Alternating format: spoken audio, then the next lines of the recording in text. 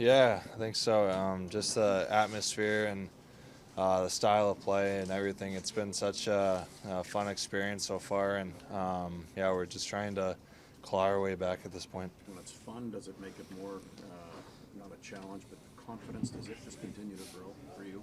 Yeah, I just think that every game is just so meaningful, and you try to get more comfortable as the game goes on, and just try to understand like how the other team's playing and make reads off of that.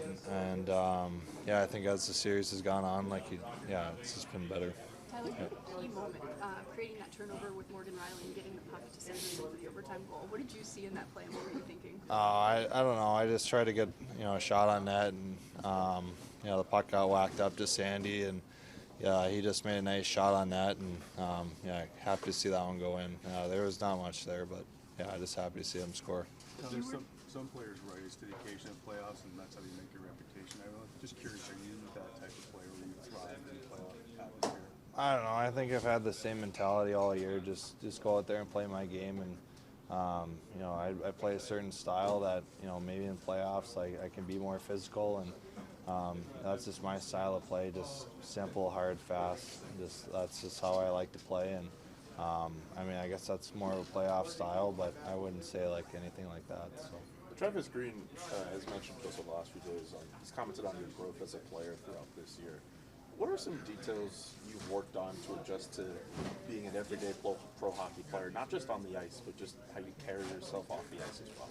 Yeah, you play a lot of games, 82 games in a season, so you got to learn how to manage yourself, and I don't know, just come to the rink every day and try to do the right thing. And I have a lot of guys around me in this locker room too that have helped me out, and we got a really good team here, a lot of good guys, and yeah, it's been a really fun year so far.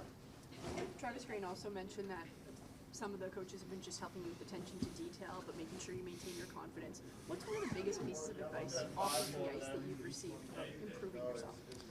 I don't know if I've really received one specific information that has helped me out a ton, but just Bomber's worked with me so much, just letting me play my game on the ice, and give me a little bit of a leash at times, and we work together every day after practice, and just work on little details. And I think over the course of 82 games, you get better in some areas, and yeah, I think that him helping me out has been beneficial. So. And speaking of details, I know it's one moment, but it was a big moment. That 4-minute penalty kill.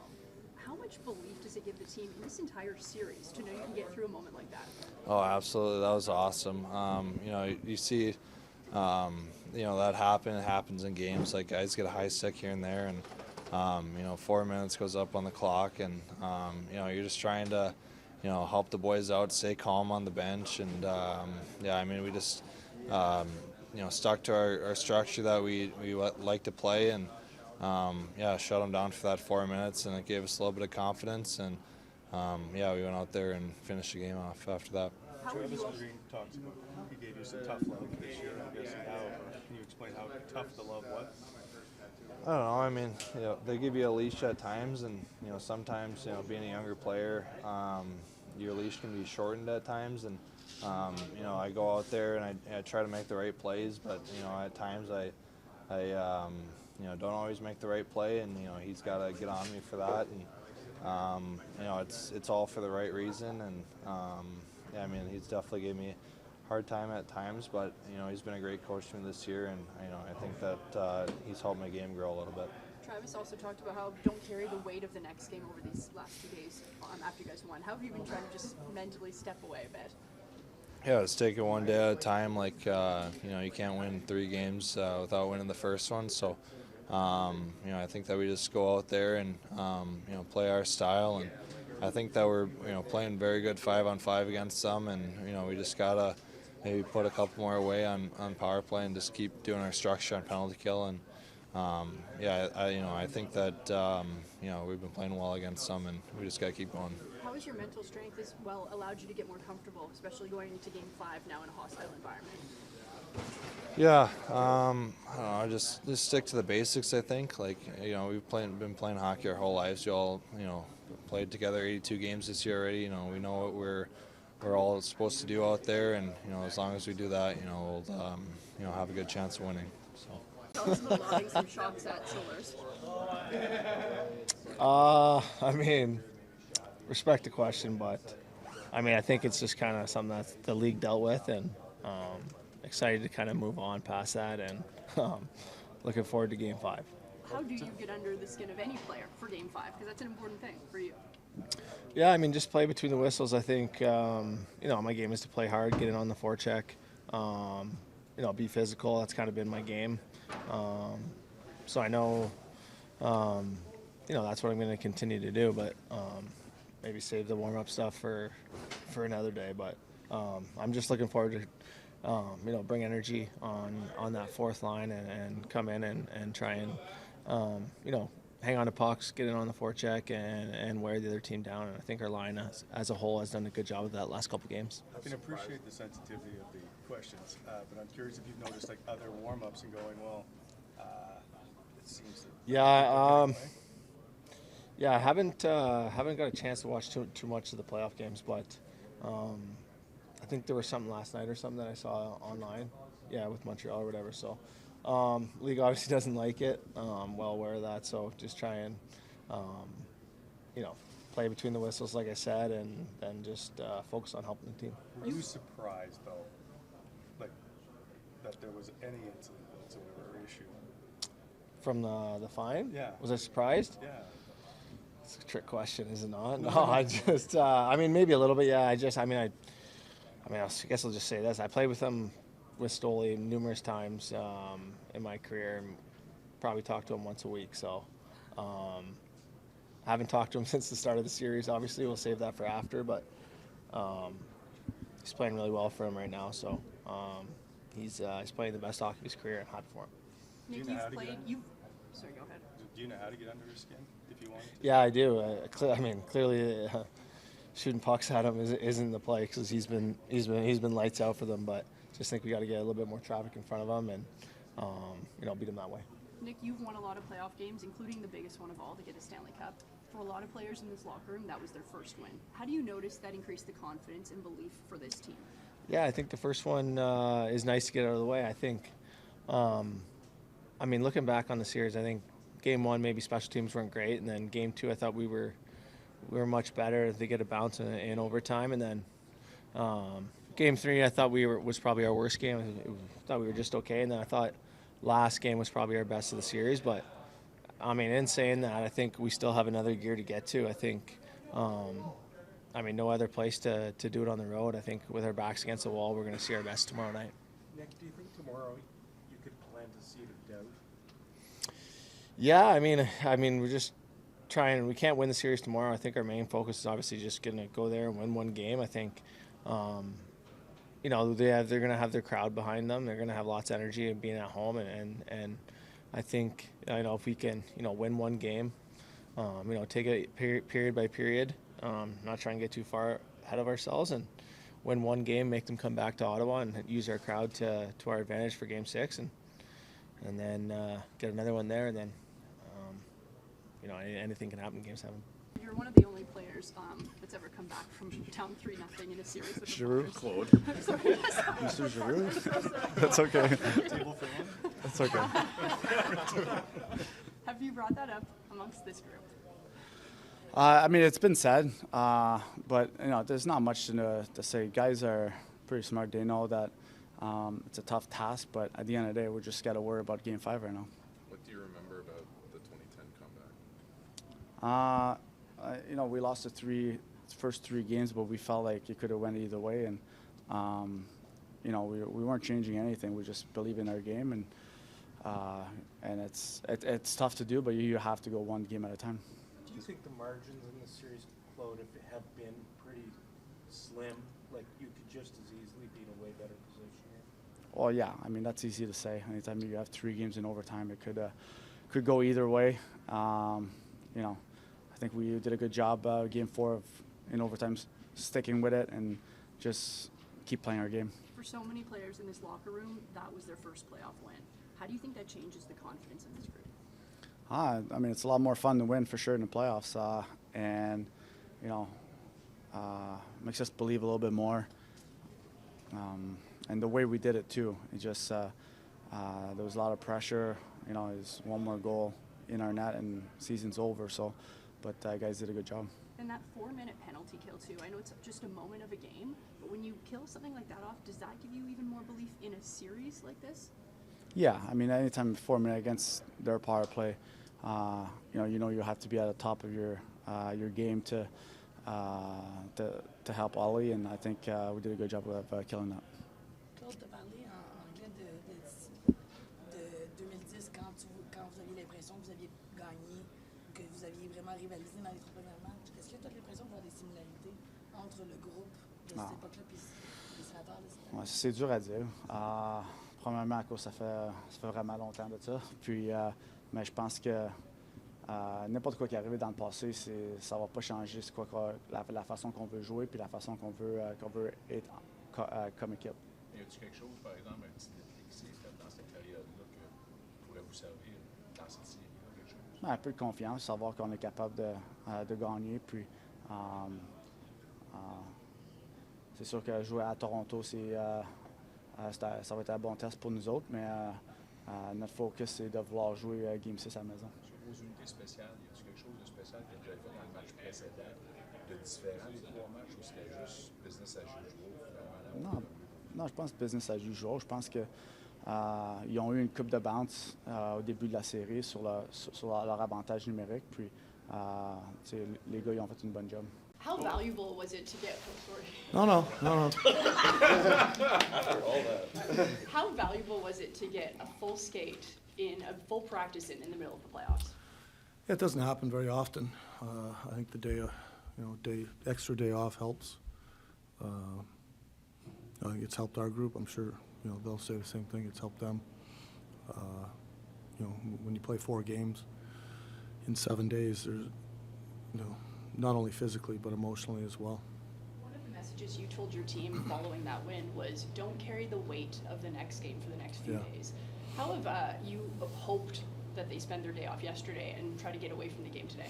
Yeah, with whatever makes them, or whatever things that they enjoy doing, really, whether it's just relaxing or I don't know, going to dinner, whatever they want to do. I know a lot of guys still come in to get rehab, and it's that part of the year and stretch out a little bit. But I think it's important that you get your mind off of it. There's a lot of talk. As a player, you're always thinking about it. It's hard to get away from it internally. It's also hard to get away from it externally.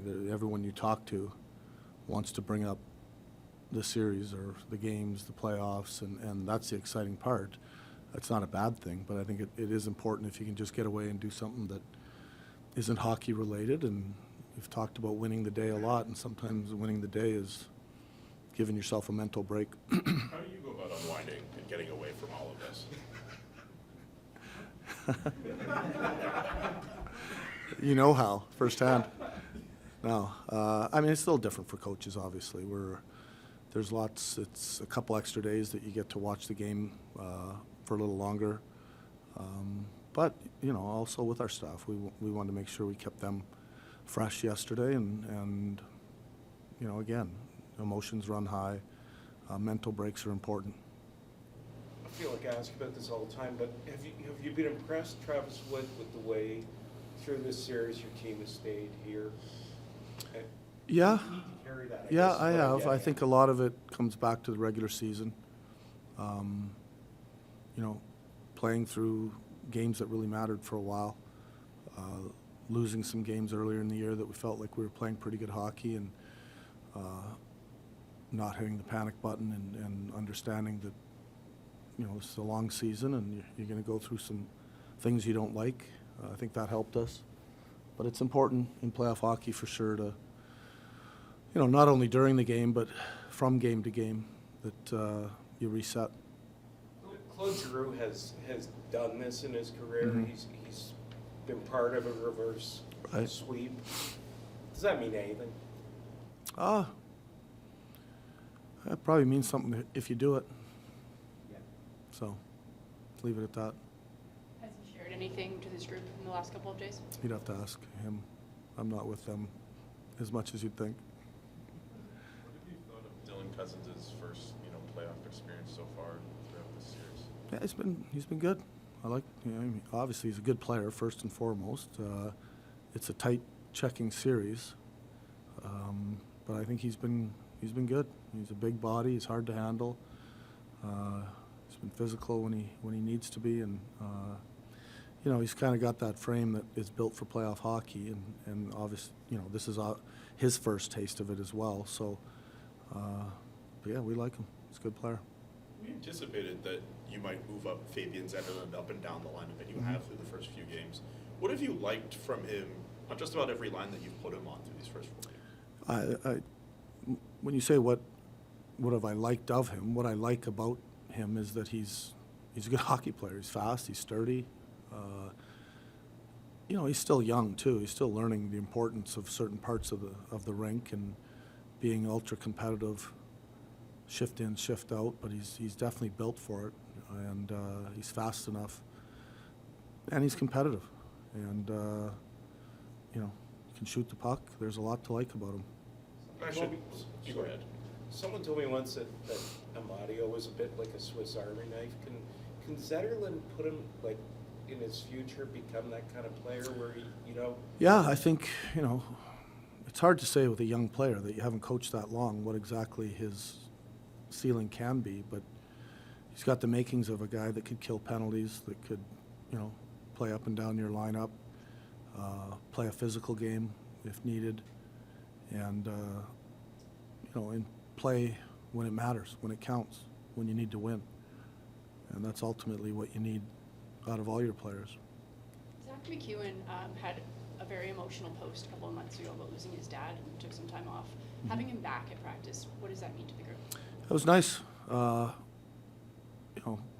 Good for him, I'm sure. Whenever anyone goes through trying times, you feel for them. I've known Zach a long time, and he's a passionate man. Plays with a lot of heart and emotion, and at the end of the day, you want what's best for your players, and when they're going through hard times, it's not easy, and just to have him around right now it's been good for us, but good for him too, which is the most important thing. We've also go ahead. How much did those 4 games in the playoffs allow you to learn more about your players? Yeah, I mean, we're learning with this group. It feels about them every day, and I'm guessing we're going to say that a lot going forward. But I think going into the playoffs as a coach, you don't know. You don't know how your team's going to react. You try to prepare them for as much as you can, knowing full well that you got to walk by yourself. And they've done fine. I think everyone, if you watch the first 4 games, it's been a tight series. And I think if you asked us at the beginning of the series how we wanted it to look, it'd probably look a lot like the way it has. And we, quite easily, it could be 2-2. It could, I think the series could be flipped or whatever you want to call it. And that's the type of series that I think we probably wanted it to be. And but for that to happen, we were going to have to play well, and they were going to have to play well. And there's always adjustments within a series and different matchups or whatnot. But I think our group has handled it pretty well so far. Which players maybe stood out amongst your young stuff, the players that have kind of? Yeah, they've all stood out. I'm happy with all our players. I'm not going to sit here and name 2 and forget 4 or whatever. Like, our team's played well. Playoffs are. You don't go into playoffs and just. Not a lot of players just dominate the playoffs, and sometimes it's 1 or 2 plays that really make the difference. You mentioned you played a number of close score games. How important is it for your group to actually win one of those games? You mean the other night? Yeah, just like, you want obviously you want your young players to experience the postseason and everything else, but how important was it for them to experience success? Well, if you're asking me if I'm happy that we didn't get swept, yeah, I am. but I'm not happy. I'm not satisfied. We're not by any means satisfied. Yeah, but I'm not just happy that we won a game. I can tell you that. Want more. Want tomorrow's. When it comes to the face-off circle, you've, as you said, taken a lot of face-offs, and they're a very veteran group. Have you noticed and been able to dissect some stuff they're doing that you can give to your players? Well, they're not getting, they're not getting to our players, but they do have veteran guys on their team that have played a lot of meaningful games, and I think, there are little tricks of the trade that you learn along the way that, I don't know if everyone brings out all the time either. Every centerman's a little different, how he takes face-offs, how he prepares. Some try harder on certain circles, certain areas, and you're usually a lot better at face-offs your 7th, 10th, 12th year in the league than you are your first 3 to 5. It's an area that doesn't get talked about a whole lot, but historically, centermen get a lot better as they age in the league, and just from going through so many things, little nuances, where a guy's hand is, how his blade is turned. I mean, it's a long list, and you kind of just end up doing it naturally after doing it for a long time. And, has that played a little bit of a role in it? Probably. You've consistently praised Linus Ullmark in this series, throughout the whole season, actually. His numbers have got consistently better in this series. Why do you think that is? I can't speak for him. I'm not a goalie guru. I know that he's a really good goalie, and I have a lot of faith in him. I think he'd be better to answer that than me, but he's steadily looked better as the series has gone on, and that's great for us, and got full confidence he's going to be great tomorrow. I know we've asked a couple questions about Tyler Kleven's play in this series, but what have you liked from him and Nicholas Montempallo together? I mean, that's a relatively inexperienced pairing that you trotted out for this series. I've liked them. They're, the physicality within them. Clev is, I don't want to call him sneaky physical, because he's just now becoming physical and comfortable in his own, comfortable playing that way. And he hits hard. So, big defensemen that can skate and hit hard are hard to find. Manty's similar. And when you have two guys that are long and can skate and can be physical, that's the making of a good pair. And what can you say about The tough love you gave Tyler partway through the year? You mentioned that on Saturday when you were asked about him. Yeah, I mean, I don't know what I can say about it other than, I think sometimes the habits of players, the focus for a player from day to day when they come out of college or junior can vary. And, some players come right into the NHL, some have to learn the hard way in the American League. And I think as coaches, we've got to pick and choose kind of how we, develop, and that's a big part of the NHL now, is developing young players. And he's a guy that I probably treated differently than Shabby, and being very demanding of him, whether it was